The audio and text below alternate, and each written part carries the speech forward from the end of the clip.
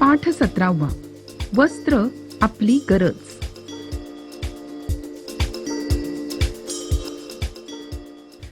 मुलांनो आणि विशेषतः मुलींनो, आपल्याला खूप छान छान कपडे घालायला आवडतात की नाही?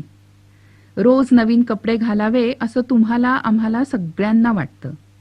परंतु शाळेमध्ये समजा काहीच लोकांनी रोज नवीन कपडे घातले आणि काही लोकांकडे एवढे कपडे नसले तर किती वाईट वाटेल ना.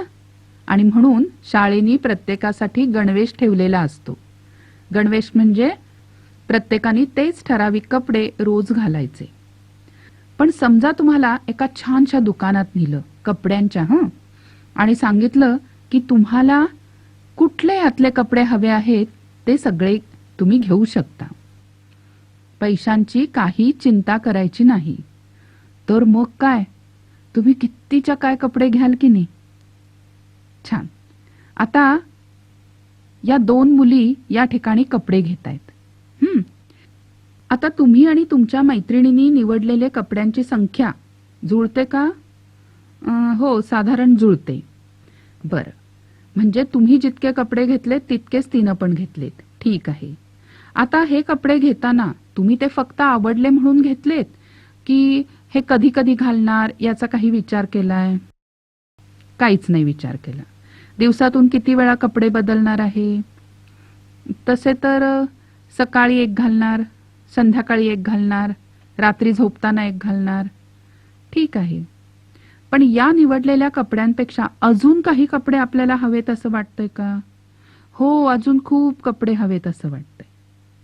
आणि जाहिराती बघितल्यावर तर ही हौस आणखीनच वाढते. अगदी बरोबर. पण आता मुलांनो, याच वेळेला तुम्ही आसपासच्या परिसरात जरा बघा. रेल्वे स्टेशन, बस स्थानक अशा ठिकाणीच घर करून राहणाऱ्या लोकांकडे जर तुम्ही बघितलं तर त्यांच्याकडे असणारे एकूण कपडे हे तुमच्या कपड्यांपेक्षा खूप खूप खूप कमी असतील.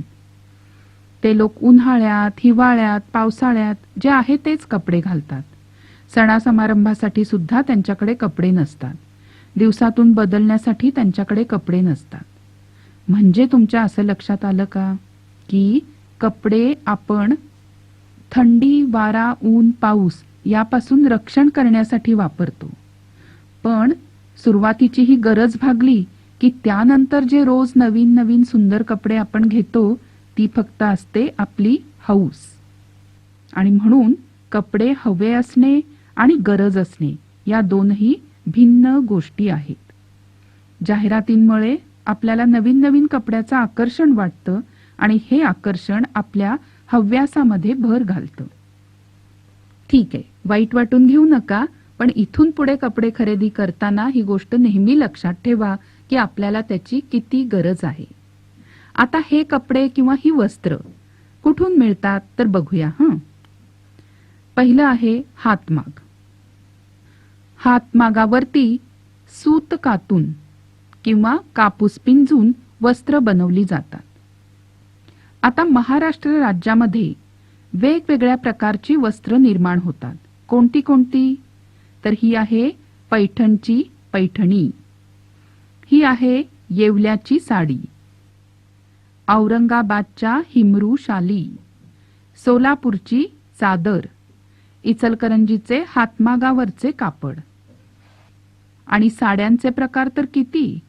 लखनवी चिकन, काश्मीरची सिल्क साडी, बनारसी सिल्क, पीतांबरी, पोचमपल्ली, नारायणपेठ, कांजीवरम, पटोला अशा देशाच्या वेगवेगळ्या भागातल्या साड्या आपल्याकडल्या विविधता दाखवतात. प्रदेशानुसार साड्यांच्या प्रकारात जसे हे अनेक पर्याय आहेत तसेच वस्त्रांचे सुद्धा विविध पर्याय आज उपलब्ध आहेत. हवामानाच्या विविधतेमुळे आणि वाहतुकीच्या सुविधांमुळे आपल्याला अनेक प्रकारची वस्त्र सहजपणे उपलब्ध झालीत. आता परंपरेनुसार आणि काळानुसार वस्त्रांमध्ये काही बदल होत गेलेत का हे बघूया. मानवाच्या उत्क्रांतीच्या दरम्यान त्याच्या शरीरात अनेक बदल होत गेले. त्यातला एक बदल म्हणजे शरीरावरील केसांचे प्रमाण कमी झाले. यामुळे मानवाला संरक्षणाची आवश्यकता भासायला लागली आणि त्यातून वस्त्र ही गरज निर्माण झाली.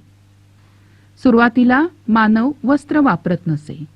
त्यानंतर झाडांची सालं आणि पानं वापरली जायला लागली. पुढे तो शिकार करून मारलेल्या जनावरांचं कातडं वापरू लागला. कापसासारख्या वनस्पतीपासून सूत तयार करण्याची कला अवगत झाल्यावर सुती कापडाचा वापर होऊ लागला. मुंबई हे कापड गिरण्यांसाठी जगातील प्रसिद्ध ठिकाण होतं. या बेटावर दमट हवामानामुळे लांब धाग्याचे कापड तयार करणं सोपं होतं. भारताच्या विविध प्रदेशातून रोजगारासाठी येऊन या ठिकाणी लोक स्थायिक झाले आणि तेव्हापासून मुंबई हे भारतातील आर्थिक घडामोडींचे महत्वाचे केंद्र बनले. म्हणजे वस्त्रांचं महत्व एखाद्या शहराला किती प्रसिद्धी देण्यात असतं बघा बरं.